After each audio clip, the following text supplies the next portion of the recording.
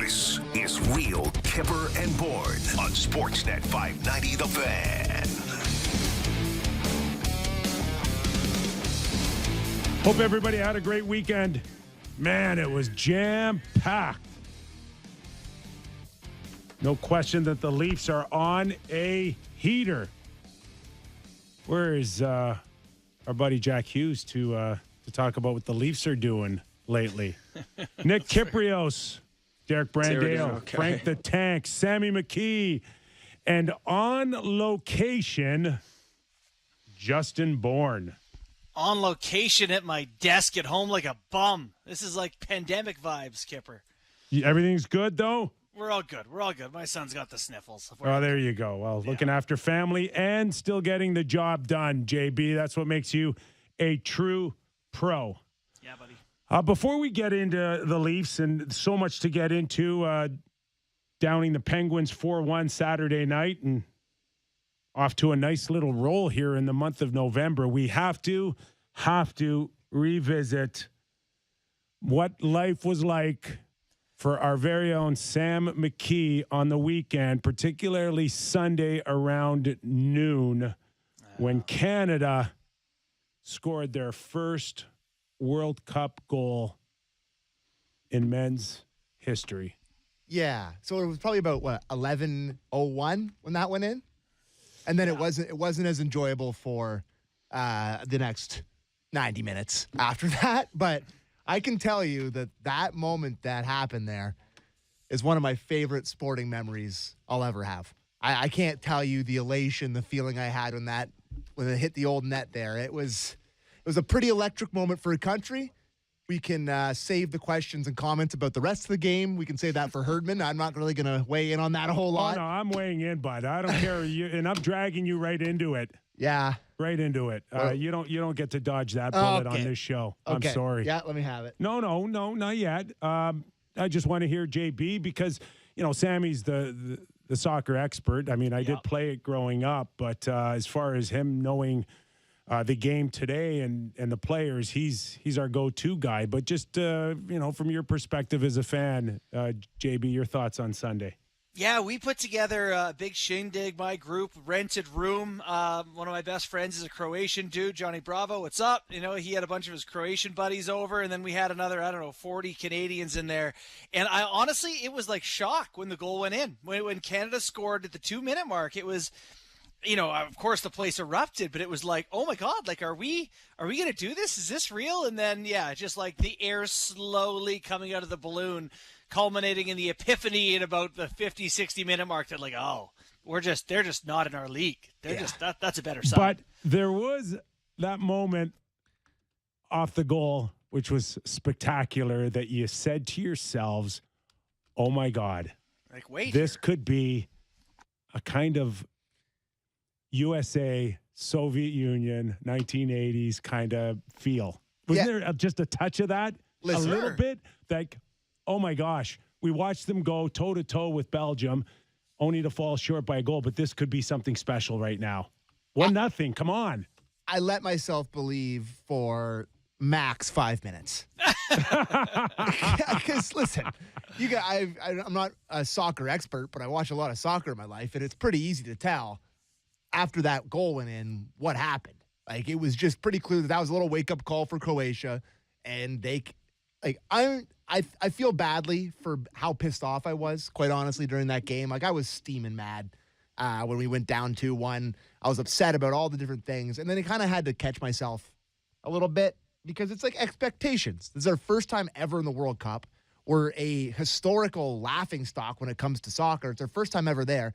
And we're playing legitimately one of the better sort of European sides. There are tons of pedigree. They're gritty. They're good. Our coach told them to F off. Like, there's a lot of stuff that went into that game that I was kind of catching myself feeling like, why did I expect them to win this game? Just the fact that we got a goal against them is incredible. So that's kind of where I'm at, boys. I'm feeling a little stupid for ever believing, to be honest with you. Oh, I don't like that. Well, it's true. I mean, it's like, oh, yeah, Canada's going to play soccer against Croatia and win? Listen, bro, like, what are we just talking watched about? them do it with Belgium. Nah, yeah, did they win? No, they lost. But you watched them hang, so you weren't stupid for thinking they could hang with a lower-ranked team. But you got to Sammy's point, like, where were they 2 years ago? Where was the program 2 years ago, and where is it now? For sure that context is relevant, for sure. All right, okay. We're going to get into the Leafs, I promise everybody. Just, I want to weigh in on John Herdman's comments and how it was played out and where we are today, because it's not a soccer thing for me. It's just a sports thing for me. In the grand scheme of things, where are you? Because there's a lot of people out there, that say, come on, like those words matter. Like Croatia needed motivation to play in a game, that it made an absolute difference or not. Right. Let's go to you, JB, first. Did it make a difference or not? I'll play the straw man you're looking for here. No, I don't think it did make any difference at all. I believe that Croatian team, it still means everything to them. It's the World Cup. They lost in the final, the previous World Cup. That's as motivated a side. Didn't they lose their first game, or they drew, or whatever? They tied with Morocco. Like, they needed that match against Canada. You cannot tell me they were going to leave anything in the tank that somehow John Herdman dug up. I agree wholeheartedly with Bourne. Listen, I want to blame Herdman. I want to be like, listen, if Herdman was like, I love Croatia. Croatia's great. Like, and they went out there with their midfield against Luka Modric and Mateo Kovacic, or two of the best midfielders in the world. It ain't going to matter what he said pre-match. They were going to get their barn doors blown off regardless of what happened. So I know it doesn't look good, and he's taken an absolute beating by Croatia's fan and their media and everything. I get it, but it made absolutely no difference. Canada they're just not close. It's just not a comparable thing. I wholeheartedly believe into the billboard thing. Bulletin board, yeah. I do, for sure. Yeah, bulletin board stuff. So you think it made a difference? It's not that it made a difference. I have to go back to Mark Messier's guarantee in '94 and then what that did to us. Besides maybe just reaffirming that his belief in us is there. As a team, we discussed on, like, what does this do to Mark Messier if we lose? Like, that conversation happened amongst us. And I'm not – see, when people go out of their comfort zone, whether it's Mark Messier or Herdman in that moment, there's something on the line there for him. And we know where it went with Herdman. We do now. But up until then, someone was asking me before the game, was that a mistake or not, saying that? And I said, I cannot answer that until after the game. It's just, it's guesswork. And whether or not it's something that is going to be a positive or a negative. And I don't know. I cannot answer whether or not it's motivation for anybody on the other side or not. Only they truly know. But I can tell you what I can answer. It changes the energy. 100% changes the energy. And I'm a big energy guy. I'm a body language guy. And the energy changed from the moment he put that out publicly. So, yeah. So if in fact they find out, or the Canada finds a way to win, and it's a historic win, Herdman goes to another level based on that. And it is nothing but like stories written about it, movies written about it. That's him just putting his big brass ones on the chopping block. And it's either a huge win for him or it comes back and bites him in the ass. But you threw the energy out there, and the energy changed the moment it went public. Yeah. Do you agree with that? Yeah, so I got two thoughts on that, Kyper. One is I like the point about the energy changing, because coaches constantly jockey for the scrappy underdog vibe, right? Which is all Canada had. We are the scrappy underdog, the feel-good story. And, as hard as coaches try to get it, I think you give it away by having a public statement that goes directly at the other team. Mm-hmm. I think that there was no pressure on them prior to that. So, yeah, maybe it doesn't affect Croatia, but maybe it affects Canada to some extent. I'll also say there needs to be a clear differentiation between what Herdman did and said and like what Masai Ujiri said when he went out and said F Brooklyn, or, you know, what he did is so different because, you know, they asked him what he said, Herdman, what he said to his team, and he said, I want to go right at him. I want to be fearless. I said, you know, F them. We're going to go get them. But he didn't make the statement to Croatia. He shared what he said to his team. So it's not, to me, it's not as bold a thing as Masai Ujiri's F Brooklyn. That's fair. Listen, I'm just, the one thing I'll say about this, and because I said that I'm not that surprised by the result. I've been talking about how hard a group this was for 6 months, and everybody kind of made fun of me for saying how hard a group it was going to be. Anyways, that aside, it just sucks that we're the second team out next to the crappy host. Like, it, you know, like it sucks that we don't get a third game. Our third game doesn't matter. So, you know, it's still enjoyable to watch them. Yeah, I get it, what you're coming from, but come on, you have a chance to win your first World Cup game. It matters. It matters. It absolutely matters, and I'll be watching just like everybody else. But you'd really love it to have a little bit of party. stakes. You just lose the excuse to party and have a right. Yeah. But you're right. It would have been nice to draw Morocco first and maybe be able to get a draw or something. And I know it's no given. Morocco's a team too. They're good. They beat Belgium like we should have. That's what'll haunt me forever, boys. Us sitting. It all started the Davies mess. Us sitting in the newsroom there on Thursday. Was it Thursday or Wednesday? Wednesday. We were all sitting in the newsroom there watching Davies. And if he tucks that, I firmly believe in my heart of hearts they win that game, and we're talking about a completely different thing. So that'll be the great what if to me. Yesterday, we didn't belong on the pitch with those boys. All right. Enough real Kyper and Bourne on soccer. But that's on sports, Kyper. We're justified. Yes, we are. And we can get right into the Leafs and what's going on there.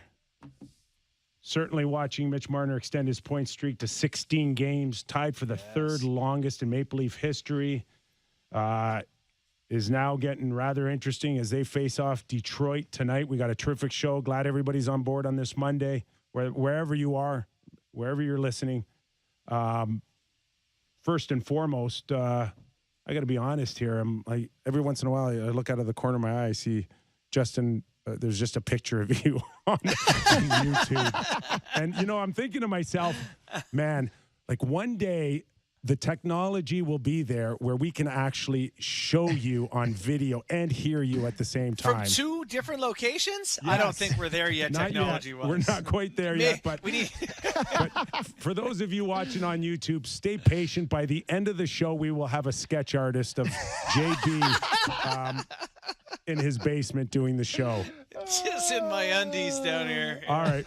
we got Jim Ralph coming up in about 35 minutes. Also, Chris Draper, former NHLer, 4-time Stanley Cup champion. The grind line. Yeah, remember those days? He's going to come by and talk and help us tee up a great original 6 matchup against Detroit. But revisiting the weekend, guys, maybe a couple of thoughts before we go to Sheldon Keefe and get his thoughts on the latest heater the Leafs are on? Sure, I'll give you my thought. You know, one thing that is confirmed to me is that this team, you know, going into the season, in the early season, we thought that they need to be interested and motivated. When they think it's going to be easy, they kind of roll over. I think this has been inspirational for them, having so many D out. Like, I've never seen the team look more organized, more in their position, more difficult to get through than when they've had no defensemen. I just think they look like one of the best coached teams. You can't say that all season long, but since their D have been out, they look like they're full buy-in, remarkable play, I think, from as a team unit. Sammy, the Leafs are 9-1-3 in the month of November. They've picked up a point in 8 straight games. They haven't lost, I think, regulation since Pittsburgh on the 11th. No matter what happens, listen to me very carefully here, okay? No matter what happens in April or in May, you will always have November. Oh, you're such a hater. You're such a hater, Kyper. Hater? Yeah. JB, that's a strong word, man. You're making fun of the whole previous seasons and the whole... Stop it. Listen, did they not have a great November last year too? They had a scorching hot. And nobody cares. I get your point. No. I'm just teasing them. A little bit. They were doing okay. I am giving them full credit. JB, I'm on board with you, man. The attention to detail, the commitment to take the middle of the ice away, blocking shots. It's really working right now, Sammy. I'm just, as a big picture thing, I'm really happy they don't suck. Because we're happy they don't suck. Yes, what do we want, 2 hours of this sucking? I really thought there was a moment there where they came out of that Anaheim game, and I thought they sucked. Like, I really was convinced that they were no good. They couldn't do anything with the bottom six. They had no identity. They were coughing up the puck. They were giving it away. They were genuinely an awful team to watch play hockey. Like, it was I never enjoyed it. And then that's such a good point. And then they flipped the switch, and I still don't think they're playing the most enjoyable brand of hockey most nights. It's a lot of defensive stuff. Do you see sometimes how they back off and just lie right across the red line or top of the blue line, and it's like Red Rover, we call you over. And it was crazy, and they scored 4 even strength goals on Saturday, right? Was it all 4 of them were even strength? And that's so rare for them this year. Like, they don't score a lot, but just as a general statement, I'm thrilled they don't suck. Like, I know that's not the most breaking thing, but it really did feel like for a while there that they were going to. Well, I didn't. Go ahead, Jimmy. Sorry, Kip, I was going to say, I didn't know that you were going to be talking or going in on that point, Sammy, but one of the things that I think has made a difference is they're scoring first. So it opens the other team up. It makes the other team have to play. I don't think they look like offensive dynamos, but it's different when they score first. That's all. All right, let's go to Sheldon Keefe for our first Kipper's Clipper here on the recipe on the run in November. Yeah, it's huge. I mean, obviously you don't quite expect to score in the first shift, but we talked about how the recipe for us here of late has been to get off to good starts and control the game, and sort of the way the game went last time we were in here. And that's the way it's been really on this trip. So that's set us up for success for sure. I mean, you don't want to talk about it too much in case it doesn't go your way, as it's not the end of the world, but it certainly sets you up for success, especially on the road. Good starts, and if we go from the net on out, the last bad goal out of the Toronto Maple Leafs, I don't know. Do we go back to Carolina? We go back to the game we went to, Shalgren.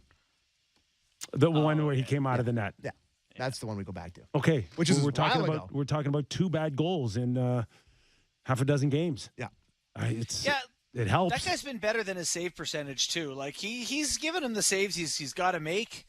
Let's be honest too. They have been lucky over this stretch to get 3 goals called back in New Jersey, and while we all agree they were the right calls, you get 3 goals called back. It doesn't always happen properly. The Pittsburgh has the one that's sitting behind Shalgren that's live. They score on that gets waved off. They're getting a couple breaks too. You need that help.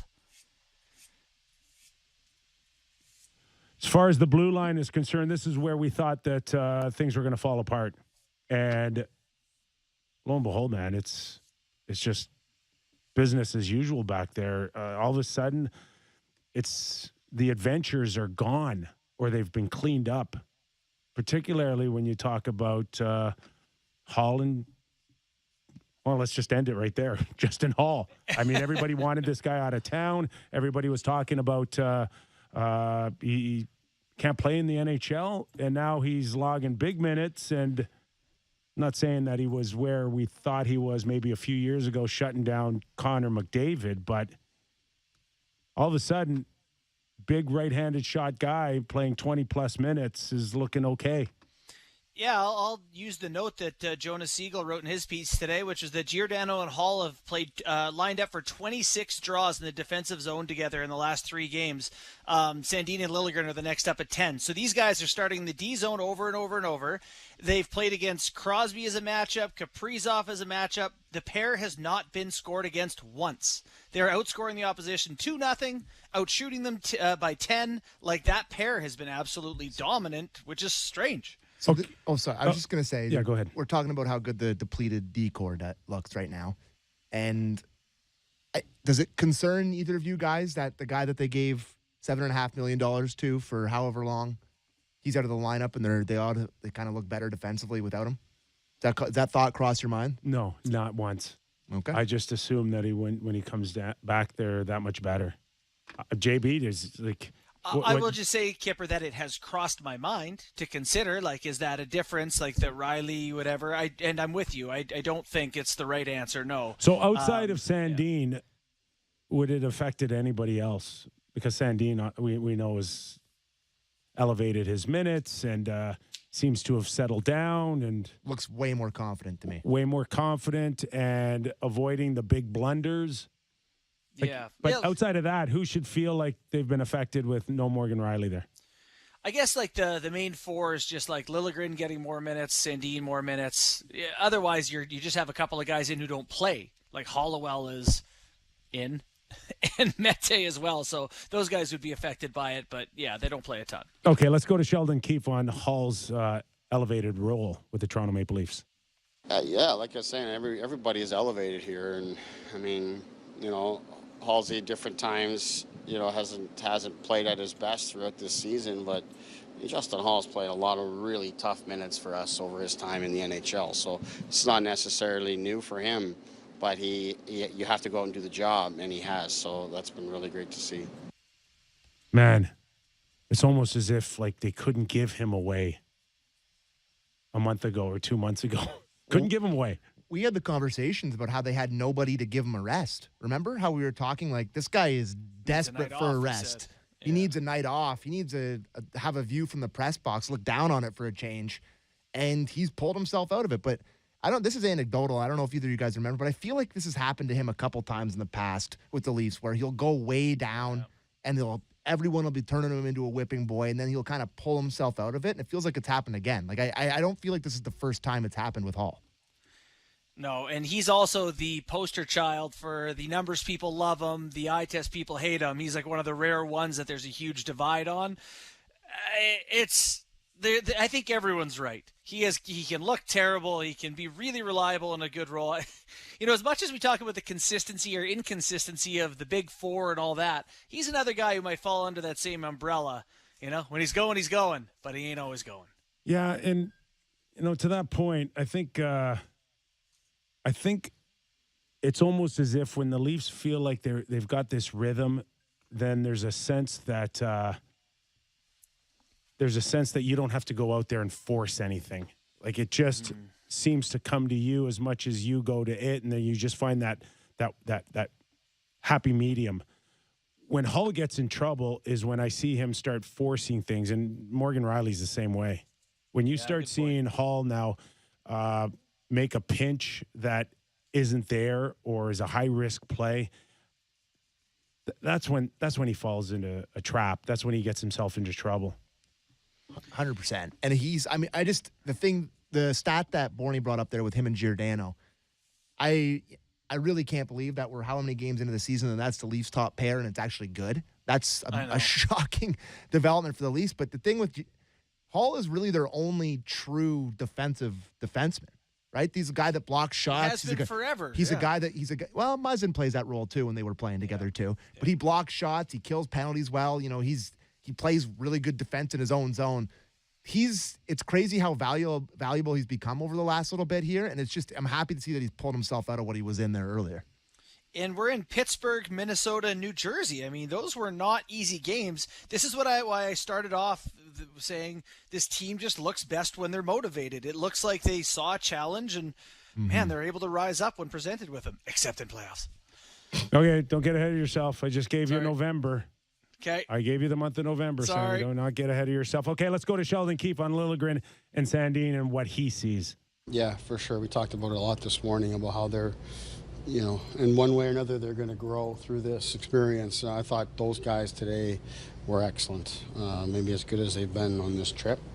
And to do it on a back-to-back against an opponent like this, there's some real challenging matchups there for them. I thought they were really good. You can see them growing here through this, so it's really nice to see. I'm going to throw out something for Sandin that I personally think may have helped him, but more importantly, helped him with his teammates. Okay. The fight against the Islanders. Wahlstrom. You don't see a little bit of change since that moment and what that might have done for him and his teammates? I do. Yeah. Well, I told you after that game, I said, like, when they came in, it was big back pats and hugs for having the chutzpah to stand in there against a much bigger man who just beat the hell out of Tony DeAngelo a couple nights ago, by the way. But, like, if we, Sam, revisit the Leafs over the last few years, how many real moments have they had? We remember Spezza in Winnipeg. The flying knee. Right? Yeah. Outside of that, it's not a typical look for them. Mm-hmm. No, and having it be a guy that doesn't ever do it too. Like, he's got a physical side to his game. He's not afraid to throw a body check, but a fight that's not in his bag of tricks. And for him to do that, I don't mind it. Like, there's probably a lot of people that would be like, no, he's starting to play better. But having the belief of your teammates after that and having them all tell you how much they loved it and the best player on the team's calling him an animal, it can't hurt your confidence. Can't hurt. No, especially you come into the year asking for more money, basically publicly stating you think you're better than one of your best friends on the team. Mm-hmm. Like, there's some, you're not the scrappy underdog like Canada anymore. You have made yourself the F Croatia of defensemen, and Love so that this but this is now, he stood up and the boys had his back and you feel like you're in the group again. So maybe there is something to it, Kyper. Okay, mentioned Mitch Marner extending his point streak to 16 games. Let's hear Sheldon Keefe on Mitch Marner. You get in a rhythm when you're an elite player like that, and you just feel like every shift you're going to make a difference. So I think, he just is, he's feeling it. He's feeling it with the puck, without the puck, with his defending. I mean, some of his best plays are coming off of his reads and creating turnovers to create high-end chances for us. So for him, he has that ability on both sides of the puck to impact the game, and right now he's really feeling it. You can tell he's seeing things really well, and it seems like, but no matter the minutes or the situation or the schedule, that he's just continuing to push on. Sheldon's right, especially when it comes to the minutes. Like he's not the biggest framed guy, we know that, but like to come off of a Friday 2:00 game and look like you've been resting for weeks Saturday night to start that game. This guy, he's just constantly full of energy. I've said this all along. You guys know how I feel, man. You want to talk about the real engine behind the Toronto Maple Leafs? It's number 16. Yeah, no. Go ahead, Sam. Well, no, we do know how you feel, Kyper, and that's completely fine because it's a good side of things to be on these days. He's been the best player in the Leafs by far in the last 2 weeks, 3 weeks, however long this point stretch has been going. But the point streak last year was 13 games, and I think he had 28 or 27 points over that stretch. Like, the offensive numbers were absolutely stupid to me. But this year, the point streak, and it's crazy we're talking about two separate point streaks of over like that many games. Yeah. But doesn't it feel like it's just every part of it is more dominant this year even than last year? Like, I feel like maybe it's not as high a point percentage as it was last year, but the whole rest of the game feels even more complete than it did last year. Like, he's really gone to another level for me, despite how many points he's getting. This stretch for me, JB, is the best I've seen him ever in a Leaf uniform. Completely agree. Yeah, I no argument. It's been unbelievable. I just think he's been so good so many times. It's tough to piece it together, Like, his work on the forecheck and getting pucks back is really exceptional. And what changes when Marner looks like this is like the Leafs' ability to get Matthews freed up and get him an easier assignment and let Marner take the number one matchups. And think about how important that is for the team. He kills penalties. He draws the number one matchups. He's elevated a guy in John Tavares who, they badly needed to have success. It's, he's been everything for them. The setup to Holmberg and Holmberg and Tavares were almost identical, where he just goes and gets it and makes a play. It is just, he is such a key cog for them. There's no doubt. And the Holmberg one was at the end of a long shift that they were in the defensive zone, and he makes a read where he's like, I'm going to go in there and take this puck, goes in there, steals a puck, sets it up for Holmberg, who shoots it in the net. So he, like I do agree with Kyper that this is the best I've seen him. I just think all facets of the game are complete. Did 3 points out of Austin convince you that this could open up a little bit of a floodgate for him, get him on a roll here? Because I got to be honest with you. I know he set up Mitch on the first goal, but I didn't really like his first period. Yeah. Go ahead, Barney. Well, I'll just say that I think it can be the start of something for him because he's a good player, and it's bound to happen at some point. But, yeah, I didn't think he was that much better that night. I think, one of the stats on Matthews was that game, his most common opposition was the third, fourth, and sixth defenseman on the Penguins. Things opened up. They got some points. That's great. I didn't think he looked that much different or better than he has lately, but his coach did. Yeah. Sammy, you? I sent a very bad tweet about Austin Matthews about halfway through the first period. Just being it was funny. I was he can't stick handle. Like he was up on a 2-on-1 with was it Nylander he was on the 2-on-1 with? And the guy made a good read, but he legitimately he fumbled with it and it goes into the corner. And I'm like, what the hell am I watching? And then I send the bad tweet and he goes and gets 3 even strength points. Anyways. One time or two off of a Mitch Marner, I think, to end the first period. Complete miss on a pillow. One last year that was automatic. I can't recall that ever really seeing anything like that last season. No, it was automatic last year. So I don't know. I think it's a huge step for him to just get some even strength points and look good. Let's hear his coach. Oh yeah. Let's hear on the Bunting Matthews. On the Bunting play, yeah.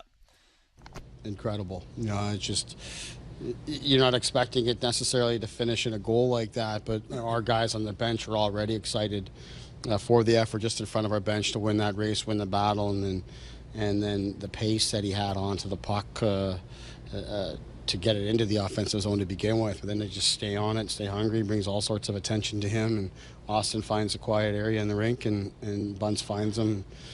Austin finishes it, which was great to see as well, because I think Austin has been playing some really good hockey for us and has really helped lead the way for us defensively and with a lot of things he's been doing and getting some assists and things like that. But to get the goal is a very fitting end to the night for us here today.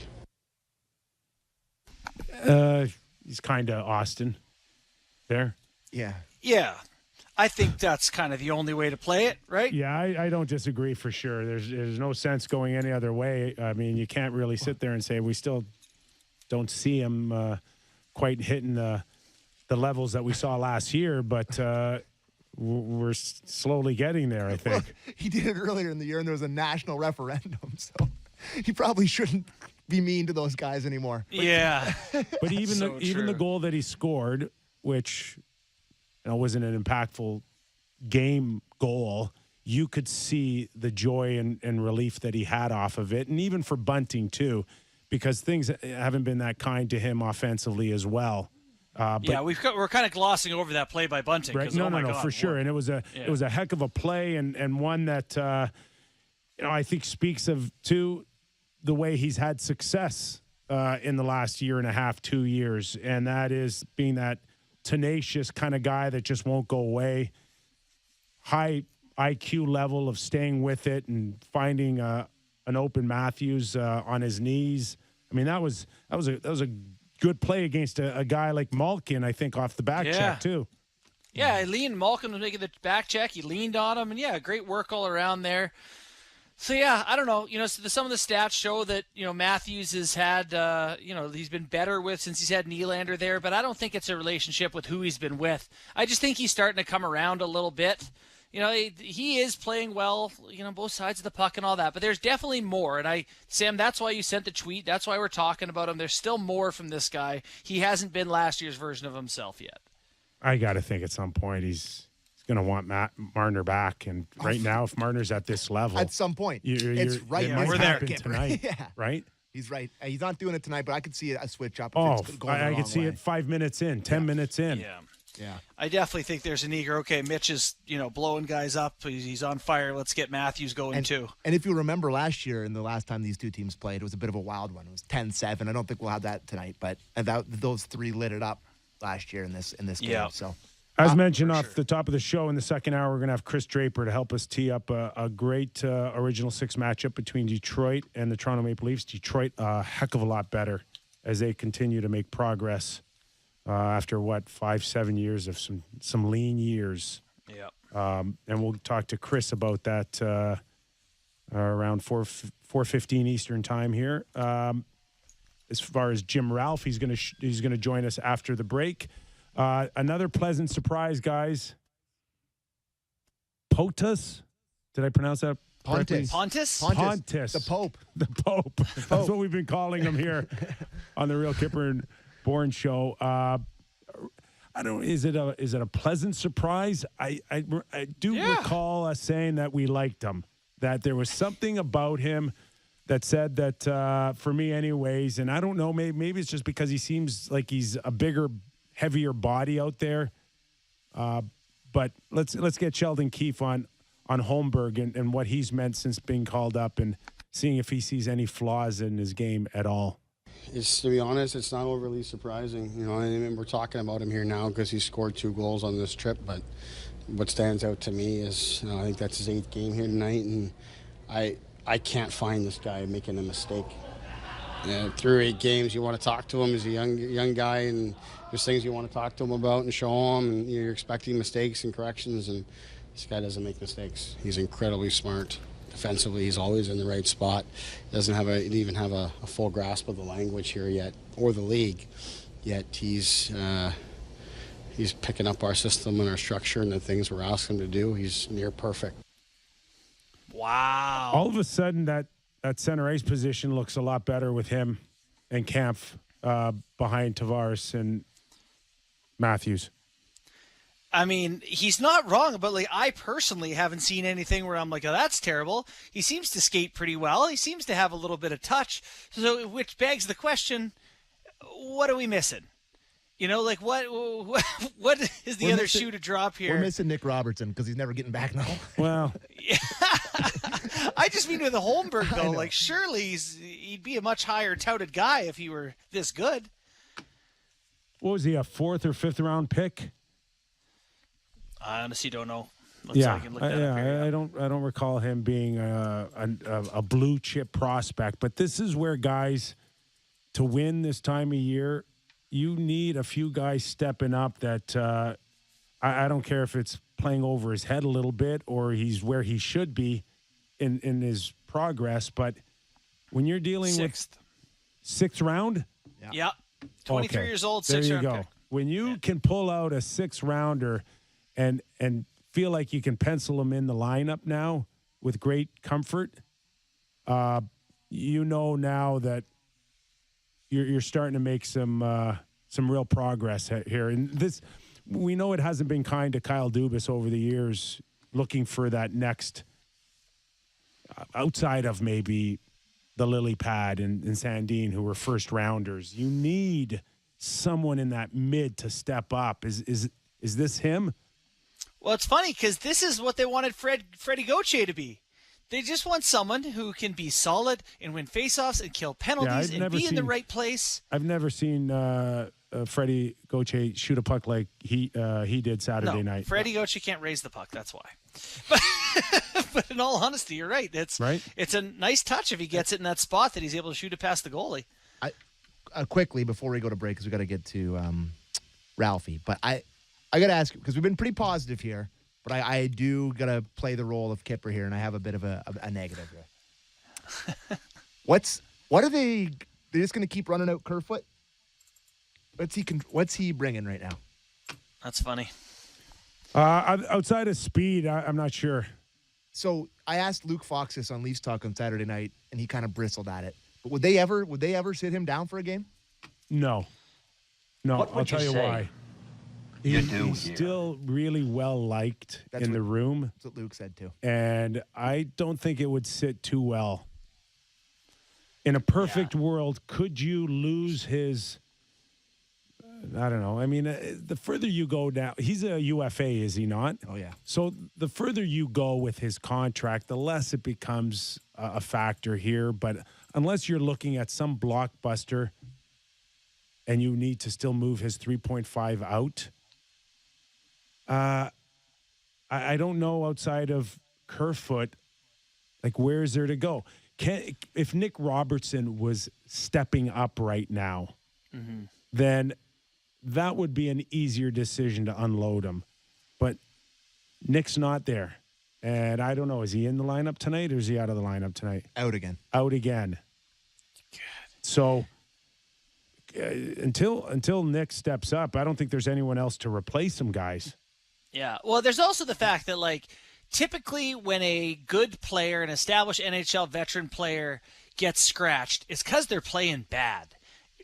It's not usually because they're not playing good. Like, Kerfoot, to me, hasn't been bad. He just hasn't scored. He hasn't created. Like, he's not making turnovers. He's not, making defensive errors. He's just not creating anything offensively. So you're just kind of, it feels like punishment to scratch, where really he's just not doing the good things.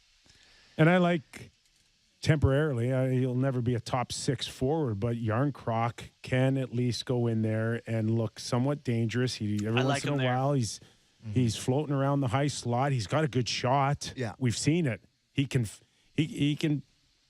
finish if he gets the opportunity here, and you should, starting with Tavares and Marner. But long term, I've said this right from the get-go, guys. Bunting, Yarncroc, Kerfoot, and Zach Aston-Reese isn't exactly a juggernaut on the left side here.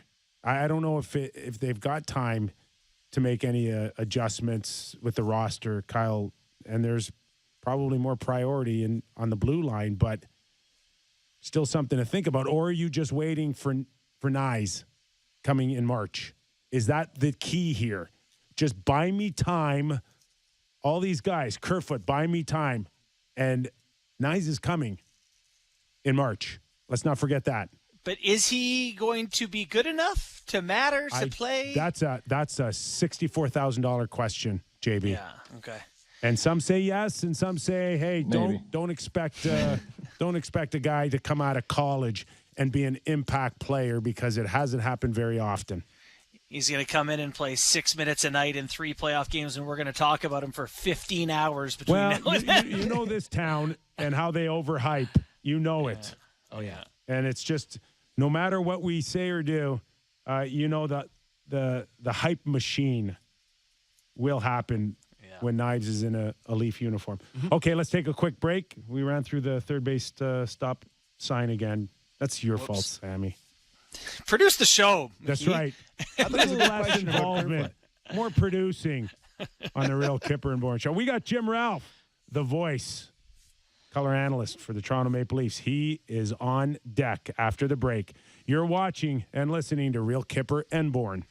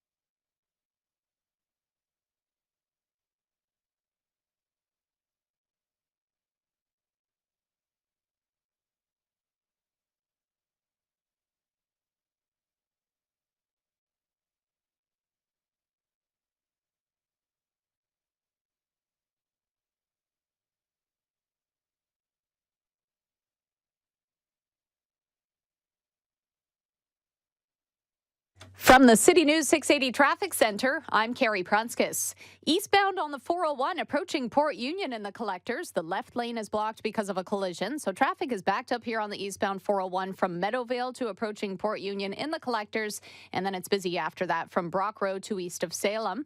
Watch out for a stalled vehicle eastbound on the QEW. It's on the ramp to the 427 blocking the right lane.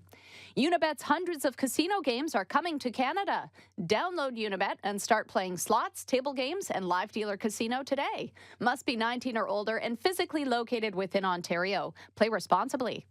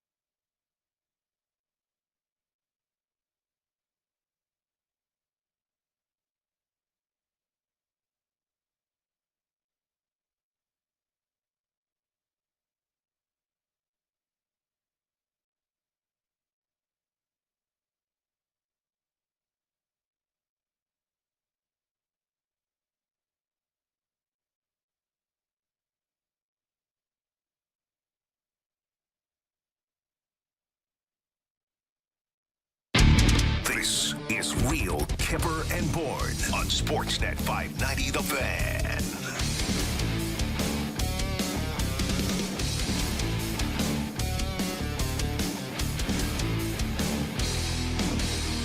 All right. The Kypreos, Justin Bourne on location via satellite. Do people say that now? Via satellite?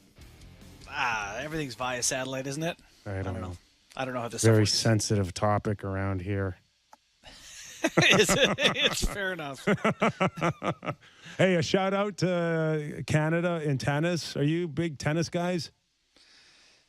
No. I mean, I watch and know the main people. I'm up on sports, but I am not a huge tennis guy.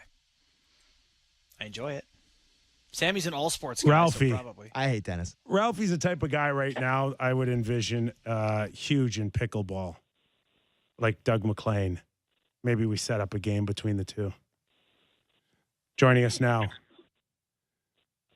pickleball expert, Ralphie boy. Give me a second. I'm Googling pickleball. Ralphie, what do you do besides, watch the Leafs? Well, I was last Thursday, I was in Collingwood, the Wendell and Doug Gilmore, Ally Frady, Rick Viver at an event for Easter Seals up there. I'll do another one Thursday in Oakville. So, with the speaking gigs, thank God after COVID and everything else, those things are nice that they've all come back. So I'll get a few stretches of 6-7 days in a row, which I don't complain about nowadays. Yeah. Nice. God, you're still as funny as ever, I can tell you that. You're still going to the hot cup of coffee on Danny Gallivan? No, I've sort of been out of the mix because Danny's been gone for. I know, but that's my era. Yeah, well, I mean mine too. So that's 30-some years. So I've updated a few things along the way, but nothing I can use on the air. Nice. All right, so we were just talking off the top. Another pretty special November for the Toronto Maple Leafs. What, in your mind, big picture stuff, what has been the biggest difference? If you could just kind of summarize it real quick for us. The eye test, what is different now than what we saw to start the season, in your opinion? I'd say intensity more than anything. I still think even, you look at through this stretch, so many of these games could have gone either way. Where it's one moment or a power play goal or a giveaway that seems to be the focal point of the result. So, but it just seems like there's a lot more attention to detail on their own end. Because I think and that's a 5-man unit. That's just, you give credit to the guys that have stepped up in the blue line, but that's a 5-man unit that they've been so much more diligent in their own end, and I think that's led to more chances offensively as well. Better puck retrieval and stifling the front of the net. So I would say that's probably it as much as anything. Ralphie, I've got a take here that I'll throw out there and see what you think about it. But my theory is that some teams are easier to play defense for, just based on how the forwards operate in the offensive zone, good F3, all that sort of stuff. The Leafs, to me, look like an easy team to play defense for, and I don't know that I've ever thought that that's the truth in the past. Yeah, but yeah, I think it goes in waves, though, Barney. I think, like I said, I think earlier in the year, guys were blowing the zone. Have we lost their own end? That led to all kinds of problems. But he's back. What really is amazing is that if you look at, say, coming into the season, you were to say, okay, we've got concerns in net and on the blue line for the Leafs this year, but you're going to lose your two starting goalies for a stretch.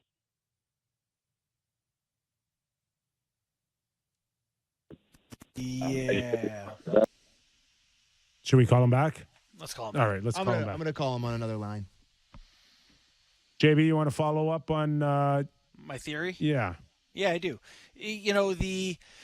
I think that some of the worst teams to play defense for are like the Anaheim Ducks or the Vancouver Canucks, specifically the Vancouver Canucks, I think, where you got a lot of guys who are really good offensively. And I think of Besser and JT Miller and, some other guys there that just kind of lean towards the offensive side of things, but they let the other team come flying back at you. And I think I mentioned that last week on our show, but I just can't remember too many times where I've seen Sandin or Liljegren take a rush flying at him at 1,000 miles an hour, or where Mete and Hollowell seemed like they were hung out to dry and defending 2-on-1s. Have you? Yeah, I think you're right. I think you're right. All right, Ralphie, you good, buddy? You out of the tunnel? Yeah, you know what? I don't know if I can come up with the exact same brilliance that you didn't hear. JB was just talking about an easier team to play defensive hockey for, and he talked a little bit about the challenges of Anaheim and Vancouver to get guys to buy in. But I think when you start about back pressure and guys coming back, and one in particular play, Ralphie, that stood out for me is with the game easily out of hand for Pittsburgh. If you can recall late in the third period where Mitch Marner is almost at the top of the crease on a back check, deflecting a puck away, which should have been an easy scoring opportunity. I mean, when you got guys like that still doing it, it's easier for other guys to jump on board. Absolutely. And what that does too, Kip, is that it's better offensively. Now you get the puck back, you got everybody back, and everybody's coming out at the same time. And then you start talking about how fast they look. But what I was saying when we were in the dead zone there was that, can you imagine coming into this season, you'd say, okay, concerns for the Leafs are in goal and on the blue line. But you lose 3 of your top 4 defensemen, plus Jordy Ben. You lose both goaltenders. The scoring isn't going to be quite what you thought it was. The power play will be good, but not great.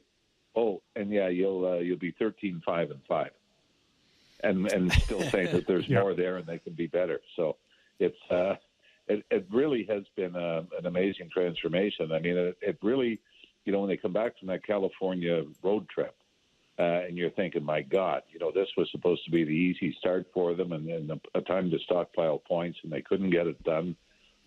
This would have been the perfect time now with all the injuries to say, hey, now we got an excuse.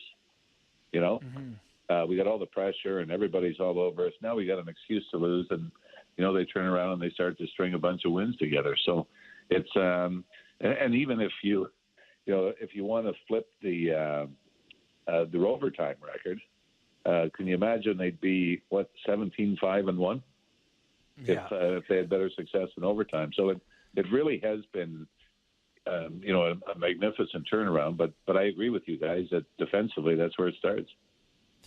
So when you watch this team and you kind of extrapolate it out to playoffs and next, the big picture of what gets them through in the playoffs, do you feel better about this group's chances after seeing how resilient they could be through injuries, or is it just kind of same old as last year, same team roster-wise?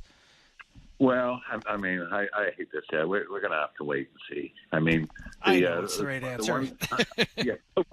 The one thing with the Leafs, and this goes back. This is this season as well. As soon as you think they've got an advantage, they seem to come up short and disappoint. And as soon as you think they're out of it, they turn around and they're like a bad relationship, right? That you think you should get out, but they keep bringing you back in. So, you would really hope that this, is another test and another way to mature as a group where you can overcome adversity and you got more guys in the lineup that are going to buy into what the team is trying to accomplish, and that it does pay off in the postseason. But let's put it this way: regardless of what we say now, nobody's going to remember what we're talking about come the first week of April. Maybe, Ralphie, the difference this time around is the window to still get better from players that you don't necessarily expect. And one that's got himself totally in the race with that, along with Liljegren and Sandin, is now Pontus Holmberg. No, mate. And I'm sure if you're Nick Robertson, you're going, really? I know. And he's getting the opportunity. I know, like even listening to Sheldon Keefe, he says, it's great that he's got the 2 game-winning goals in the last 3 games, and but they were, he said, right from training camp or even the rookie tournament that he thought he was an NHL caliber player and could help them. So, again, that's the buy-in that it's defense first, and even something like David Kampf. I mean, he hasn't scored in I think it's 14 or 15 games, yet he's valuable every time he's on the ice, whether it's on the penalty kill or defending. But yeah, Holmberg is somebody that's been able to jump in and score a couple of big goals, but he's been solid defensively, and I think that's what you look for first. And do you have any thoughts on Mac Hollowell? 3 games, is he a suitable 6th defenseman that they can call on in a time of need? No, ninth. Well, sure, but if they, fair enough. Yeah. Hey, believe me, I know what it's like to be 9th on the depth chart. Waiting for that call. He's been solid, and again, I think he's been about 11 or 12 minutes in the 3 games, each game that he's played, which is probably still more than they would like. But obviously, under the circumstances, you got to take a little bit of pressure off Giordano. But I think the biggest compliment you can usually make to a young defenseman when they start their NHL careers, I didn't notice you. You moved the puck well. You made the little 10-foot pass. You chipped it off the glass to get it out. You didn't turn the puck over. I think he did get beat. I'm trying to think of what game it was where he got beat to the front of the net. It might have been in Minnesota. That was a little bit noticeable where he got caught chasing a little bit. But for the most part, I think it's he's been solid, and the higher pace obviously than preseason games, but I think you like what you've seen. But again, it goes back to it's not everything's not a 3-on-2. The number of odd man rushes they've given up have been way down since the start of the year. We're talking to Jim Ralph, color analyst with the Toronto Maple Leafs. As far as Mitch Marner is concerned, we know there's a consecutive point streak that's knocking on the door with the likes of Daryl Sittler and Ed Olchuk. Just what you've seen out of his game comparable to what you saw last season, or how high is this guy's ceiling?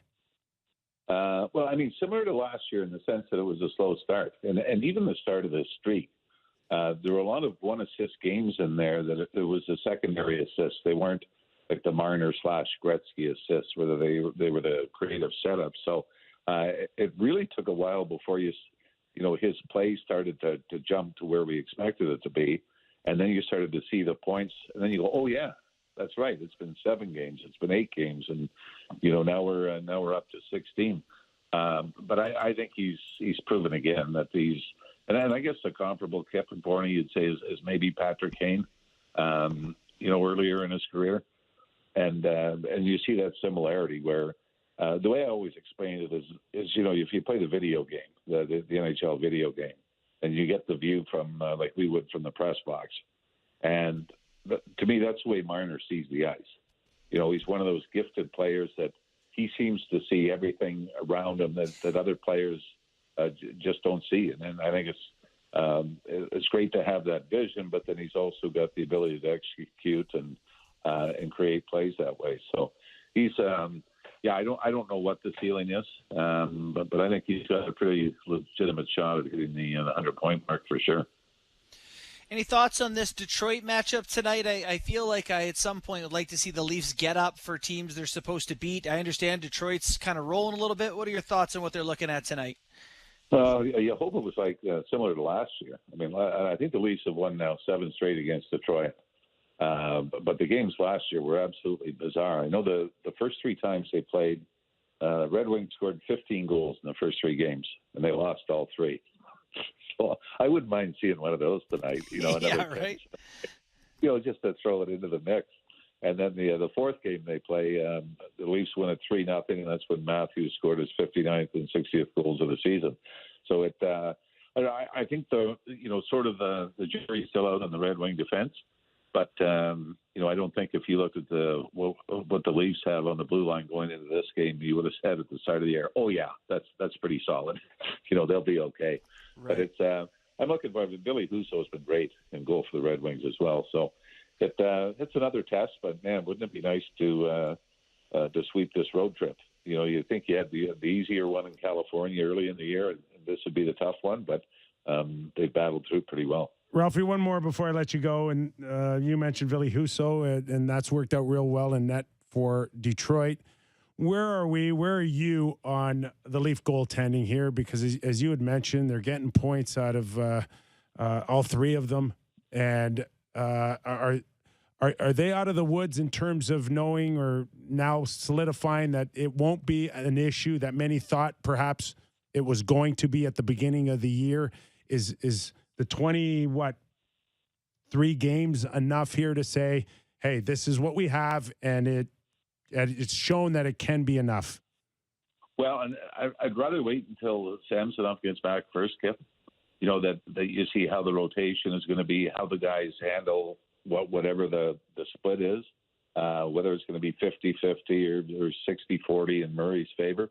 I think that might be a challenge for Sheldon Keefe to be able to keep both sharp and happy, because right now on their own, knowing they've been the number one guy, Samsonov when Murray was out, and now Murray with Samsonov out, they've been great.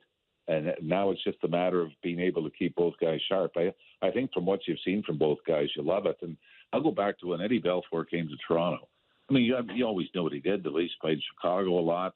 The success he had going to the Stanley Cup Finals with the Hawks.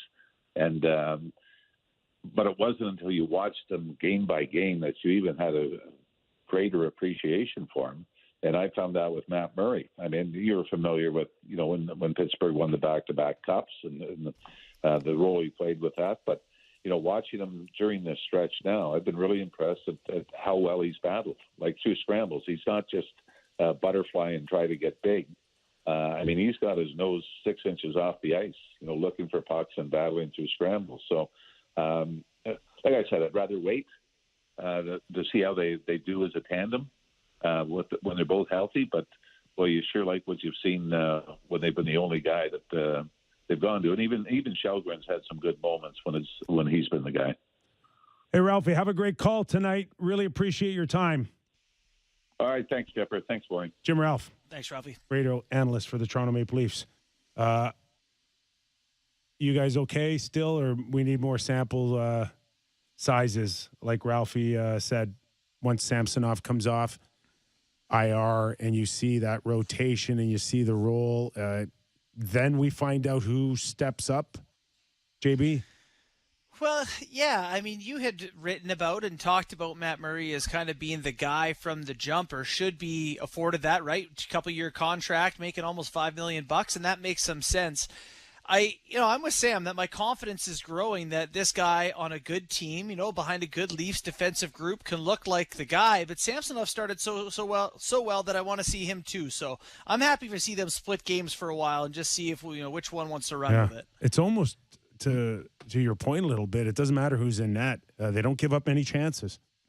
They don't give up many chances, and these guys aren't giving up low-danger goals. They're not giving up shots from the boards, none of those muffins. And, of course, we're saying that tonight they'll give up 14 to the Wings. But, so far it's been very good at, what the mandate was going into the season. Just stop the ones you're supposed to stop. Yeah, I'm throwing all my feelings behind Matt Murray. I'm ready to get hurt here, boys. You're ready to I'm ready to emotionally. Your chips are in the middle of the table. They are. Take them, Matt. Listen, the way the Leafs are playing and the way he looks, to me, this is a recipe for success. If he's playing, I don't even know if he's been spectacular, has he? I guess his numbers have been pretty good. Was he 9, probably in the 920 range? I guess probably just under 2 goals against. Just under 3 goals against. But I'm just looking up his numbers right now. To me, it just looks like a guy who's a capable NHL goaltender that can give them consistent goaltending. That's what it looks like to me. So he's a 2.51 and he's 9.21 through 6 games played. Yeah. If he ends up around 9.10, 9.15, that is way more good than good enough. It's just good enough. That's what I'm trying to say. Hey, if he's at 9-10 and he plays 40 or 50 games, I don't think that's going to happen. Listen, we're going to have to deal with it for 3 weeks without Matt Murray again at some point this year, don't you think? Yes. Still stays relatively busy for the Leafs. Detroit tonight, Wednesday, San Jose.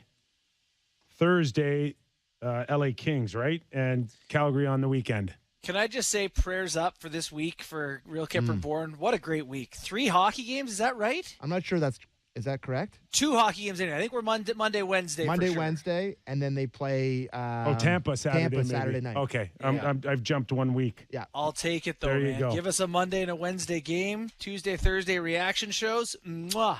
Great week in That's Leafland.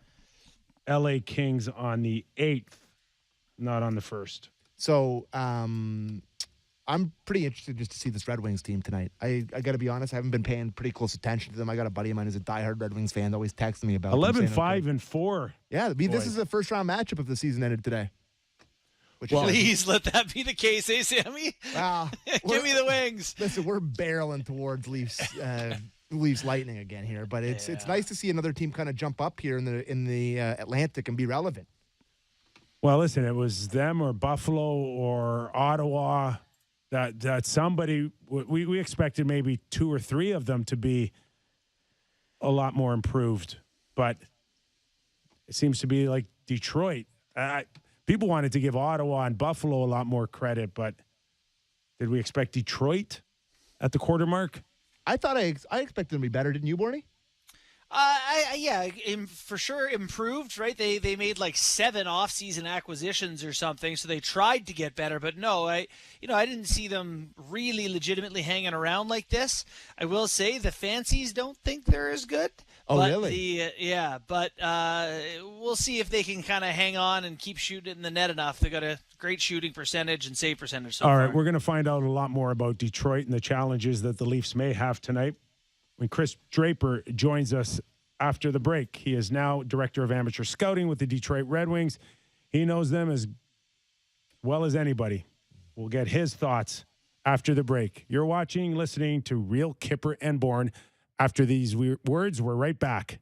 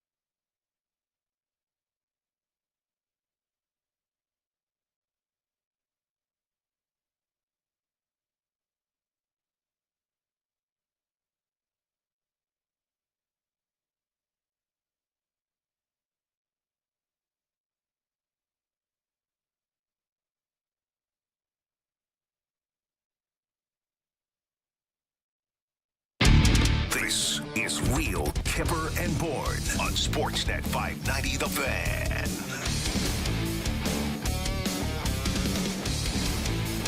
Kind of nervous right now, JB.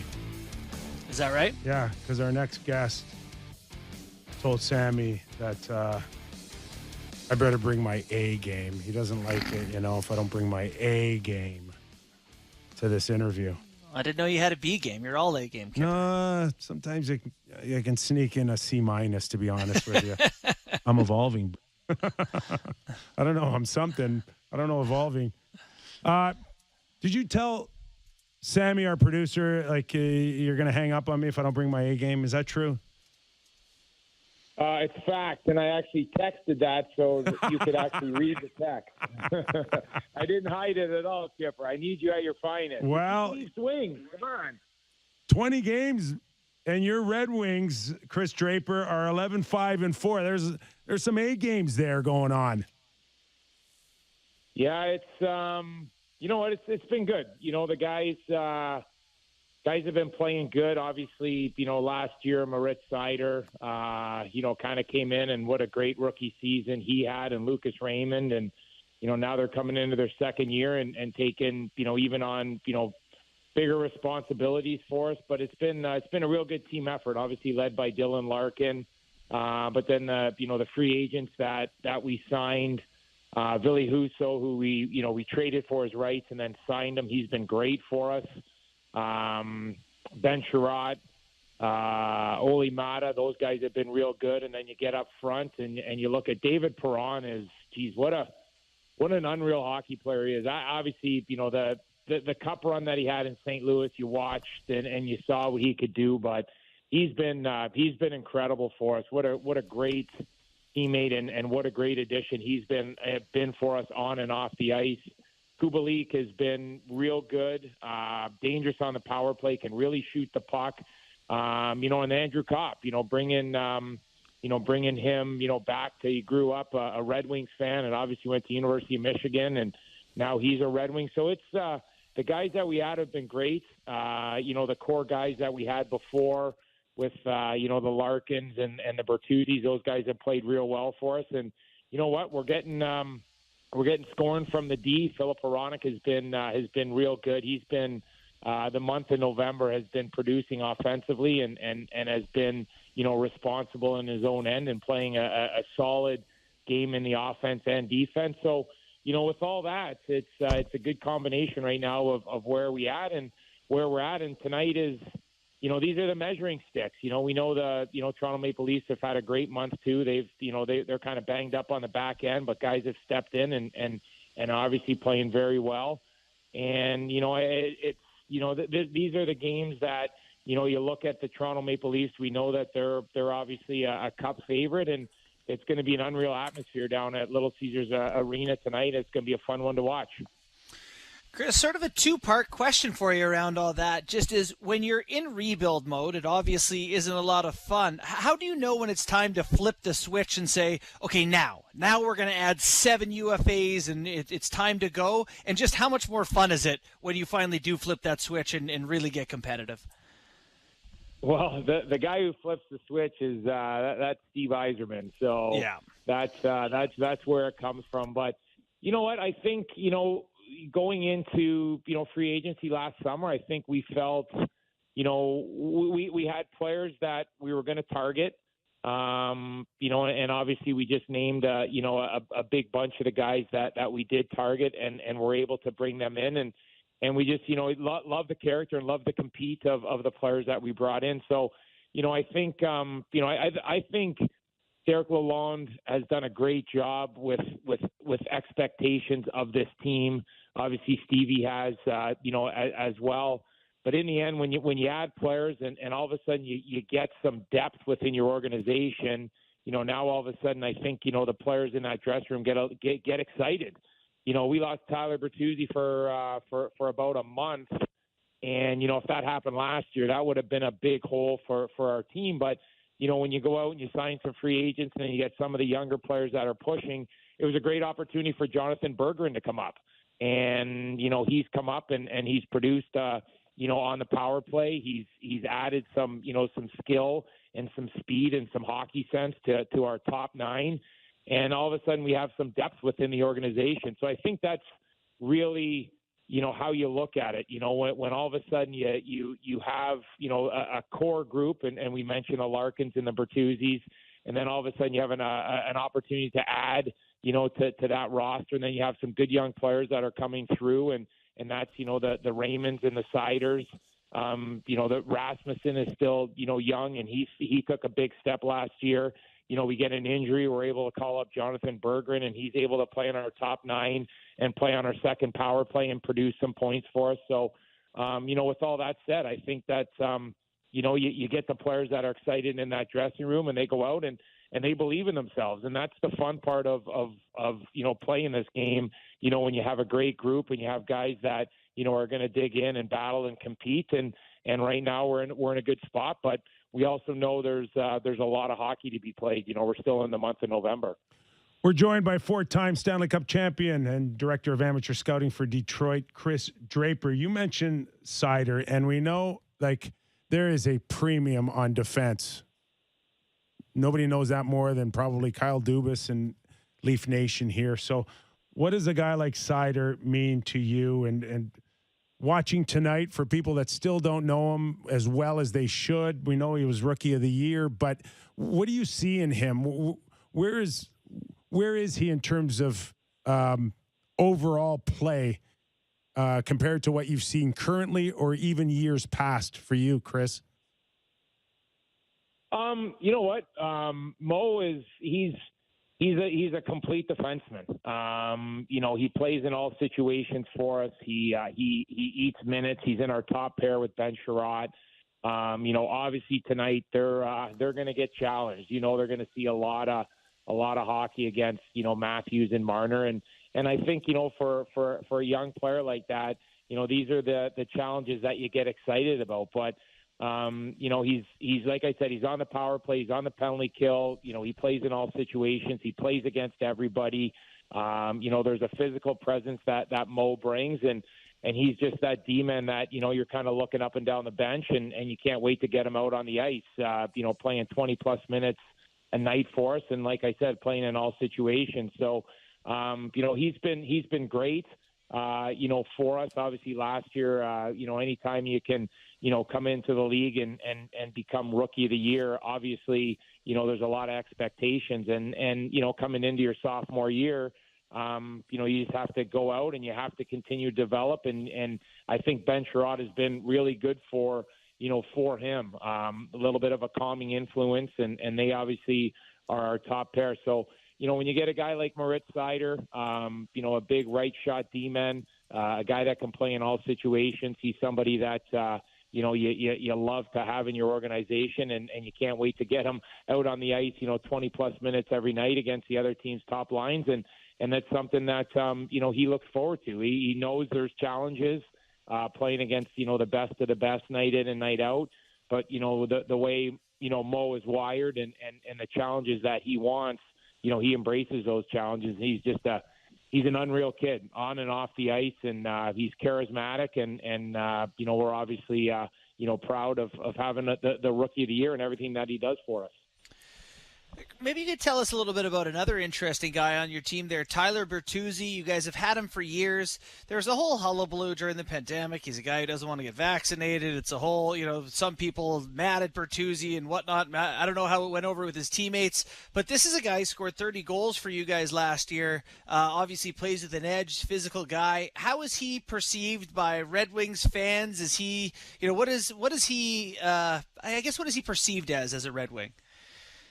You know what? He's obviously a real competitive kid. You love. He's a guy that you love having on your line, love having on your team. He gets those greasy goals. He's around the net. He has a really good stick. He plays, obviously on our top six, and he plays on every power play. So he's just that. That player that, consistently, you know what you're going to get, whether he's going to play, with Larks or whether he's going to play, with Andrew Kopp, what you're going to get. And he's, you love those players that make those plays in those hard areas. and like I said, he's just he's a player that we like to have night in and night out. He can score different ways. He's got a good shot. He's around the net. And like I said, it's the greasy goals. The goals that are important, the hard goals, the hard work, the competitive areas, and that's what Tyler Bertuzzi brings to our lineup and certainly our top six. The Leafs have won 7 straight games against your Red Wings. You mentioned measuring stick earlier. As someone that's experienced that, either coming into Toronto or having a game against the Leafs on Hockey Night in Canada, what would say a win tonight do for your group? You know what? I think it'll be great. I think just more importantly, just playing the right way. That's something that I think that obviously Derek's going to want from this team, from our team, is to go out and just do things the right way. And I mean, anytime you have an opportunity to play against one of the best teams in the league, you want to use that as a measuring stick, like we both talked about. And I think that's the excitement of Detroit, Toronto. Both teams are playing well. It's this rink is going to be on fire tonight. We know there's going to be a ton of Leaf fans there, and the expectations of coming down and watching the Leafs play the Wings, and then on the flip side, it's obviously all the Wings fans, and it's just an incredible rivalry. I was fortunate to be a part of it in my career, and it's something that you get so excited to be a part of, and we have some young players that have played in it, and we have some young players that haven't, and I think they're really going to embrace this moment. On our side, I think anytime Toronto comes to town, it's a special game, and I can't say enough about original six matchups, and especially for me, a Detroit-Toronto matchup always meant so much. So I think the intensity is going to be great. Here we are at the end of November, but the expectations are that this is going to be a hard-fought game coming from both sides. Toronto's playing well, we're playing well. And for our team and for the Red Wings, it's a great opportunity to kind of show where we're at, and that's kind of the mindset that you want to have, knowing that you're playing against one of the best teams in the league. Obviously, everyone knows right now Mitch Marner's on I think what is a 16-game point streak right now. He's obviously on fire, and then you have one of the purest goal scorers in the game, and a team that's playing well and playing with a lot of confidence. So. With that said, it makes for a great matchup, and these are the games that, as players, you love to be a part of, and as retired and washed up players, these are the games that you miss. No doubt. Anytime Toronto plays Detroit, it's something that you want to be a part of. Last one from me, Drapes. We appreciate your time. Just are expectations changing for this team now? Because I think going into the year, it was like, let's see what we got here. Let's get into the mix. Is the expectations changing now and saying, okay, like we playoffs, think we can baby. like playoffs and more? Is that happening? Well, I can tell you, if you were to ask the players that are in the locker room, they're going to say yes, and that to me is the most important thing. The mindset that the players have. They're the ones that can win. They're the ones that can control this, and so I think that their mindset is absolutely. And with that said, if that's going to happen, the first thing that you have to have is obviously you have to have consistency. And so far we've had that. We've been able to bounce back from some tough losses or however it's been, and win hockey games. And so I think right now it's great. I think the players are believing in themselves. I think there's a great group down there. I think it's a competitive group, and I think we, like we talked about earlier on the call, the players that Stevie brought in have been outstanding for us on and off the ice, and not only impacted what they're doing and how they're playing, but they've impacted a lot of our younger players, and that was something that was going to be real important for us going forward. Hey, Drapes, I was telling the boys, I think last week, the time that we went to tennis together, I think it was the old Rogers Cup. I don't know what it is now, maybe National Bank. And we're high above in one of the boxes, and Serena Williams is ready to serve. And you're telling me a Scotty Bowman story And right when the ball's in the remember. air, I break out laughing, and then she grabs the ball and then looks directly at me in the skybox, and I'm like, sorry, Serena. Do you remember the story? Yep. And absolutely. I don't remember the Scotty Bowman story, but I remember exactly what you're talking about. And like there was eye contact between the two of you, and she wasn't happy. No, she was and that's pissed. the laugh right there that I got. And you don't laugh quiet either, by the way. Oh, yeah. So I got a little chuckle. Yeah. So that was, I do remember it. I wish I mean, so many Scotty stories. I wish I remember the one that I was telling you, but I remember the moment. It was awesome. It had something to do with you being player of the month, and Scotty didn't like it. Well, that sounds about right. Yeah. Hey, he was probably like, he can't do that. He can't be that. So, yeah, it was. I've got Fedorov, and I've got Yzerman, and I've got Lidstrom, and Draper's my player of the month. That's exactly what it was. And I just had to put my head down and just humbly accept my award and say thank you very much. Hey, listen, really appreciate your time. Great work so far, getting Detroit back to that respectability. Going to be a fun game to watch tonight. Thanks for doing this.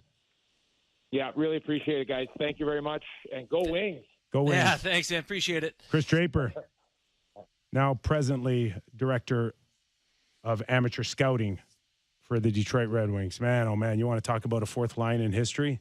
Yeah. Maltby, McCarty, throw a little Joey Kosher in there, sprinkle that. He has a really good sense, I think, of where this team's at. Like, he is not allowed to say, like, it's not their time to win a cup yet. But it's closer. Right. And I think that's such an important step when you finally go, okay, we're not trying to be bad anymore. We're trying to win. You know, for the players' engagement level, I think not only the players you add make a difference, the players around them you get way more out of too, right? Like, okay, every night matters. Let's go. That's fun for everyone. But you mentioned Bertuzzi in particular. Man, this guy's turned into a player, a real player. Brings a lot of different looks. Like, you know, Nick Robertson will never have that physical edge that he has. But that's what you hope one day that Nick can do, is come in there and be a 20, 30 goal threat. Yeah, you're right. A big part of what makes Bertuzzi valuable is that he is a pain in the ass, right? Like, he is in people's faces and, you know, gets in the odd scrap, and then he scores 30 along the way. So, obviously a useful guy. Not many teams have him. You mentioned, too, when's the right time to pull the trigger or look for some help now? Or if they're in a playoff picture, I mean, what did they've gone 6 consecutive years without making the playoffs, if I'm not mistaken. Sounds right, yeah. Like, if you are within an arm's length here, they could be buyers. I don't know at what level, but they could be. This could be the year that they take a couple of those assets and maybe flip them. Well, this is why this is actually like a bigger question for people, is like, what is your objective as an organization? It's to win a Stanley Cup at some point, you know, but also, you know, getting into the playoffs is awfully nice. Getting a couple gates, giving your fans a little, you know, a cookie, if you will, here and there, and like giving them something to care about late into the season. It is a Stanley Cup, but it's not really the only thing. There is bigger picture there, and also getting into the playoffs can help get experience for some of the guys you hope win you a cup down the road. So I see the point of saying, yeah, we don't think we're cup favorites, but we're still going to buy this year. You know what's going to be really interesting for me with the Detroit Red Wings, before we close out on the Red Wings tonight against the Leafs, is this whole Dylan Larkin thing. And here you have a guy that you've developed yourself to the point where you've made him captain. And lo and behold, man, he needs a new contract. And what's that number? And are you willing to give it to him? Mm-hmm. And he is eligible to sign a contract right now. And is the number too high? Some as many. I would believe that it would be in the Barzell neighborhood, which is over $9 million a year. Yeah, it's tough, right? Like there is certainly an element of someone like Larkin having, I don't want to say having one over on an organization, but having leverage of, listen, I was here through the garbage. I was a good soldier, and even when I was our only player, I showed up and I worked every single night. I gave you 31 goals last year, and we weren't even close to the playoffs. He works, he leads, he does all the right things. So I guess the question, Kyper, is do you believe you should pay a guy like that for what he has done rather than saying here's a contract for what we expect to get from you in the future? Because part of why he would be owed a big number is what he has endured there. Yeah, I think those days are over. I think those days are over too, and it used to be a thing, and now I don't know that you can make that case. Yeah, which means what? He's $6.1 million this year, and he goes to UFA. 26 years old. He'll turn 27 in the offseason. See, there's no room in, especially with another flat cap next year, maybe $1 million, and I don't know. There is talk that they're renegotiating, and if they feel like the cap can go up $10-11 million in the next 2 or 3 years, can you spread it out? Right? Can you renegotiate and spread it out, where the cap goes up $3 or $4 million next year, and then another 3 or 4 the following 2 years? I don't even know if that's going to be enough for teams to kind of overspend on the loyalty push that you're talking about. Yeah. Didn't remember the Yzerman and was it Stamkos, right? This is a similar situation. Didn't he stare him down? And didn't he go to UFA? He took the meetings with the Leafs. There was that whole thing, and then he went back. There is a different element, though. For sure. No doubt. But, like, isn't it a kind of a comparable situation? Captain that's been there a long time, going to free agency. Yeah. Like, I think it's somewhat comparable. Outside of waking up every day and being on the beach and no state tax and cost of living. For sure. Very fair. I don't know what else Michigan has to offer a guy who doesn't want to maximize his dollars. Like Stamkos didn't max out his dollars, but the saw-off was way better by staying in Florida than it would most any other team. Mm-hmm. Absolutely. Especially cost of living and that state tax I'm talking about. It'll be interesting, too, because Yzerman had the deal with St. Louis at Team Canada where he didn't pick him, right? And St. Louis was all hot about that, and they're still, like he's dug in where he's had to dig in. This is a couple instances, is he going to dig in a guy like Larkin? On the other hand, Larkin scored 30 last year. He's 26 years old. He's your captain. He's easily worth 9 times 8. Isn't he from Michigan? I think he went to university there, too. I don't know. He's from Waterford, Michigan, yeah. If I was going to guess, I would say he resigns there. Yeah, how big's the number, I guess? I think he's worth it. What's he got, 25 points this year? Yeah, 23 in 20 games, 9 goals. Like, he's having a great year. They're on the up and up. Like, to me, it's the kind of guy that you want to keep around, you want to build around. Like, he's probably asking for 10. No, you think? I think it would be in the Barzell. What's Barzell at? 9.2? 9-ish. I will. Let me ask you this. Would you take Larkin at 9.25? Sammy, what's Barzell at? Barzell is 9.15. 9.15. Okay, let's just say 9.25 Larkin, or would you take Bo Horvat at 8? Larkin for me. Okay. Great question though, Kyper, because those are both like captain, hard-nosed. And there's an issue going out in Vancouver theory right now where Vancouver just does not see Bo Horvat as a premium center iceman. Good player, but they don't have him in that 7.5, 8.5 ballpark. Let me just take this opportunity to tell you guys that the Vancouver Canucks are tied in points with the Calgary Flames and one behind Edmonton Oilers. Mm-hmm. They've played one more game. They've won 3 in a row now, them, and that top line is dominating for them. They're on the heels of Alberta, and I understand one game in hand, but boy, the Alberta team's struggling. The Canucks have righted the ship. Just 9-10-3. Just a couple of wins, right? Just a little bit of a streak. Elias Pettersson's playing at a really, really high level right now. But they were doing okay. I follow a lot of Vancouver guys in my feed for some reason. I don't know why I do that to myself, but my boy Riccio out there, all those guys, they're raving about Pettersson. Bruce Boudreau didn't get fired this morning that I didn't find out about. No, he's still. How has he survived?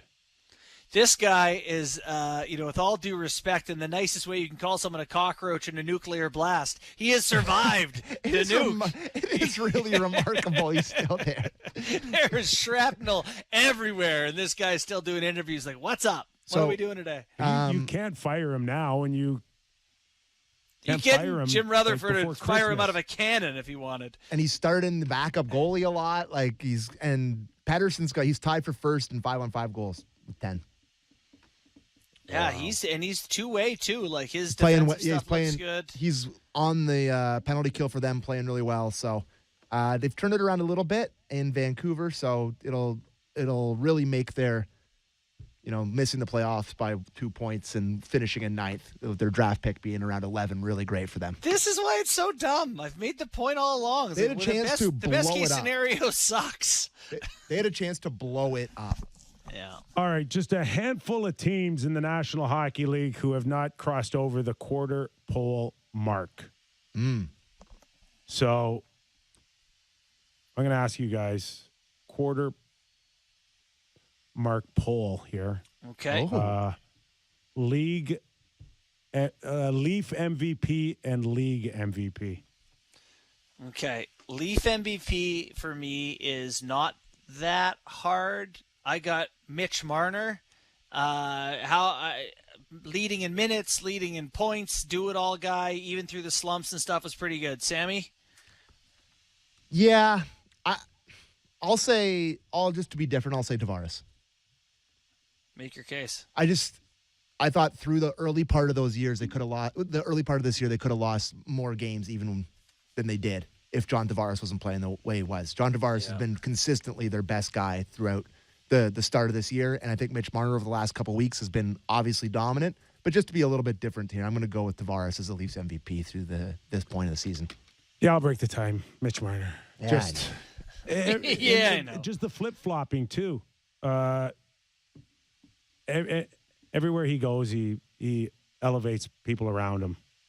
And I think, no question, I'm with you on Tavares. He has worked his ass off. He's looked better than he's maybe ever looked for the Leafs this year. I don't disagree. Not at all. But overall, I think working his bag off. Yeah. Everywhere he goes, like on any line, it just seems to elevate players. So I don't know. I mean, he owns Detroit tonight, boys. It's gonna be hard for him not to extend this run. Yeah, not a bad night to slap a couple of bucks on Marner over 1.5 points or something like that. Yeah. What's his run, Sammy? You had it in the lineup. I'm looking at it here. Leafs have won 7 straight games against the Red Wings. No player has more goals, 6, or points, 11, than Mitch Marner for the Maple Leafs during that win streak over the Red Wings. So he has 17 points in 7 games versus the Wings here. And we all remember last year the circus game, the 10-7 game, and him getting the drop pass from Bunting and the other way around. They were flying around. So that was a wild one, 10-7 game. So, yeah. All right. That helped his stats. The Leafs have outscored the Wings 40-18 during that 7-game winning streak. They have owned the Red Wings. All right. League MVP. Someone not in Edmonton. I'd have someone not in Edmonton. Are you going to do the thing I think you're going to do with Dallas? No. Nick Robertson's brother. That's what you're going? Yeah. Not me. Jason. What do you got?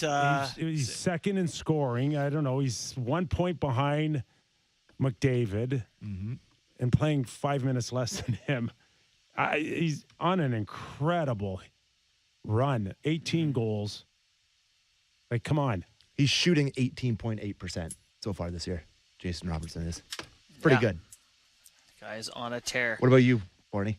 Well, I didn't know there was a no Edmonton clause because to me we overthink it. McDavid's No, been go. the best. Go, Edmonton. It's go. McDavid still All right. for me. Guy's got 16 goals in 21 games, 36 points. He just, the whole flow of that team is just in his wake.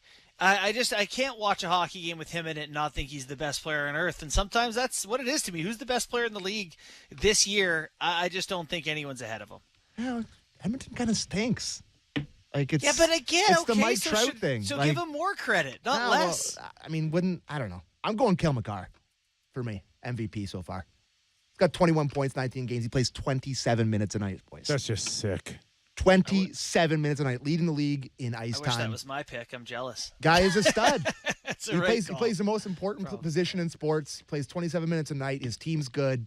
They've had a little bit of a, I wouldn't say slow. They're in the playoffs, but I don't think they're playing to their full potential yet. He is, to me, the MVP so far this season. Couple of guys to give love to here. Honorable mentions. Sidney Crosby has 30 points in 22 games. 29 points in 22 games, sorry. Thought he was bad against the He Leafs. can't play against the he's Leafs seventh. anymore. Are He's they seventh done? in the league in scoring. Is he happy? Are they done? They have another game No, against they're done. the Leafs? They're done. Oh, I've never, we didn't even mention this in our show today, but how bad was Pittsburgh? How bad was Letang? They're big Letang's guys. the only one I noticed is bad. Sid was bad, too. And I just didn't notice him. I sent a tweet out that I said I didn't think I'd live long enough to see the Leafs own Sidney Crosby, but I guess we're there now because he was bad. How about the 4 kicks on the bench? Yeah, did he break his foot or break a skate? What the hell was he doing? I don't there? know. He went back and forth a couple But he times. was pissed. He seldom shows that much frustration. Yeah. How about David Pastrnak? David Pasternak's got 32 points, third in the league in points. Absolute tear. Yeah, 1.5. he could be my favorite player. I think he's leading the NHL in shots. No, Timo Meier is. He's second in the NHL in shots, though. Like, he fires a ton. Yeah, you love this guy. Yeah, I love him. He's got the swagger. He could just get into play it. every which way. And he does not give a damn what you think. And he goes after people.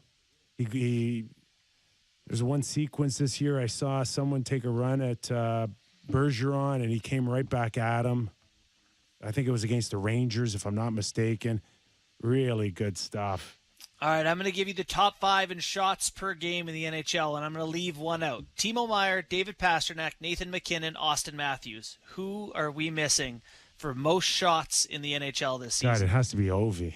Ovi's a great choice. He's in the top 10. He's 9th. The guy I'm thinking of is in our division here as a Toronto team, and you guys love him, you and Sammy. Oh, Tage Lemieux. Oh, Tage Lemieux. Yeah. Tage Lemieux, yeah. I'm surprised me and Kipper didn't take him for MVP. I was actually kind of waiting. He's got enough points to be in the conversation. Sammy, what else did we do? Most surprising team? Most surprising team, yeah. Well, I'll say the Devils on that. They are first in the league. That is surprising. Seattle? I got one for you. Good pick. The Kraken? Are they 11-5? Yeah, they're playing well. 13-5. Yeah. Wow, I just ripped them off 2 wins. Yeah, they're 7 points clear in a playoff spot right now, the Squids. Their depth, their forward depth, reminds me of when Vegas went to the Cup final in the first year. Just like the fourth line is like, I don't know, it's Ryan Donato, and it's a bunch of guys is the point. I should look it up, but they're very good all the way They through. got like a dozen guys with, I think, 10 or more points. A dozen. Yeah, and Shane Wright has 4 goals in 3 games in the American League. Don't rule him out being relevant by the end. Their fourth line is Ryan Donato, Morgan Geekie, and Daniel Sprong. It's a good line.